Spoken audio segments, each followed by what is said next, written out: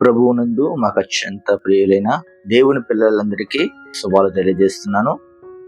ప్రతిదినము ఈ వాగ్దానాలు వినడం వల్ల మన ఆత్మీయ జీవితంలో కానివ్వండి, మన కుటుంబంలో కానివ్వండి, మన స్థితులను మన పరిస్థితులను మార్చుకోగలుగుతాం.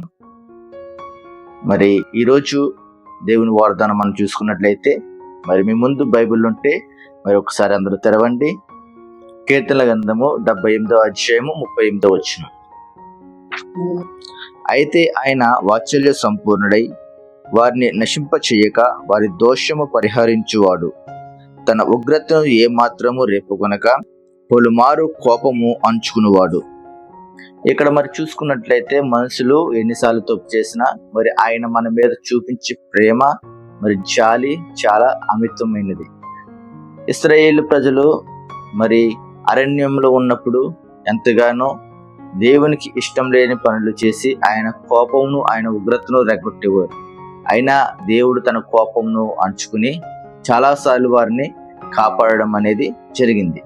ఇక్కడ వాత్సల్యం అనంటే ఒక తల్లి తన బిడ్డ మీద చూపించే నిష్కలంకమైన ప్రేమ, జాలి, కనికరం. చూడండి, మరి ఒక తల్లి కానివ్వండి, తండ్రి కానివ్వండి, తన బిడ్డలు ఏదైనా తప్పు చేసినప్పుడు వారిని క్షమించి వారికి ఒక అవకాశం అనేది ఇస్తారు. అలాగే మన దేవుడైన యేసుక్రీస్తు ప్రభు వారు కూడా మనం చేసిన పాపములను కానివ్వండి, మనం చేసిన ఏ విధమైన తప్పులను ఆయన క్షమించి మరి మనకు ప్రతి దినము ఒక్కొక్క నూతన అవకాశం అనేది ఇవ్వడం అనేది జరుగుతుంది.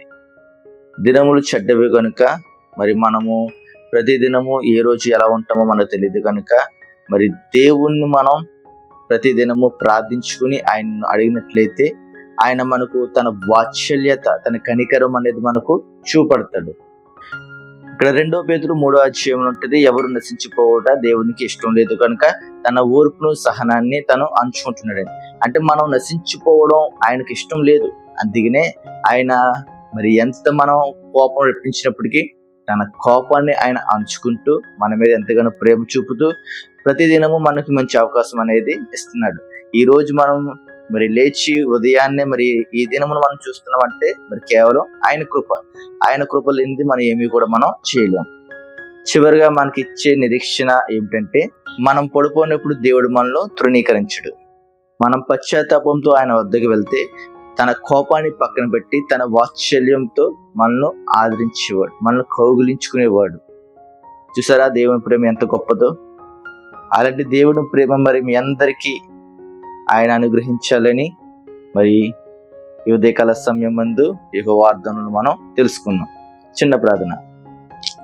ప్రేమగల పరలోకపు తండ్రి, నీవు వాత్సల్య సంపూర్ణుడవు, దీర్ఘశాంతుడు అని నీ యొక్క లేఖనం ద్వారా మేము తెలుసుకున్నామయ్యా. మేము ఎన్నోసార్లు నీ మాటకు లోబడక నీ గాయములు రేపుతూ నీ మనస్సును బాధ పెట్టి ఉన్నామయ్యా. అయినా మమ్మల్ని నశింపు చేయకుండా మమ్మల్ని ఎంతగానో ఆయన మా పాపాలను కానివ్వండి మరి తండ్రి ప్రభు నాయన మమ్మల్ని శిక్షించకుండా ఆయన మమ్మల్ని నడిపిస్తున్నందుకు మీకు వందనాలయ్యా. నీ యొక్క వాత్సల్యత మా మీద చూపుతున్నందుకు నీకు వందనాలు దేవా. నేను ఈ ఉదయకాల సమయమందు నాయన నీ యొక్క బిడ్డలుగా మేము నడుచుకునేలాగా సహాయం చేసి నడిపించండి ప్రభువా. మేము కేవలం మట్టివారము, బలహీనమని మీకు తెలుసయ్యా. అందును బట్టి మమ్మల్ని శిక్షించకుండా మా దోషములను పరిహరించి మమ్మల్ని ఎంతగానో నడిపిస్తున్నందుకు మీకు వందనాలయ్యా. నీ వాత్సల్యతను పొందుకున్న మేము ఇతరుల పట్ల ఓర్పును సహనాన్ని కలిగి జీవించేలాగా మాకు మంచి హృదయాన్ని దయచేయమని యేసుక్రీస్తు వారి ఉన్నతమైన నామంలో ఈ చిన్న ప్రార్థన అడిగి వేడుకుంటున్న మా ప్రియ పరలోకపు తండ్రి, ఆమేన్. అందరికీ గాడ్ బ్లెస్ యు. దేవుడు మిమ్మల్ని దీవించును గాక. ఆమేన్.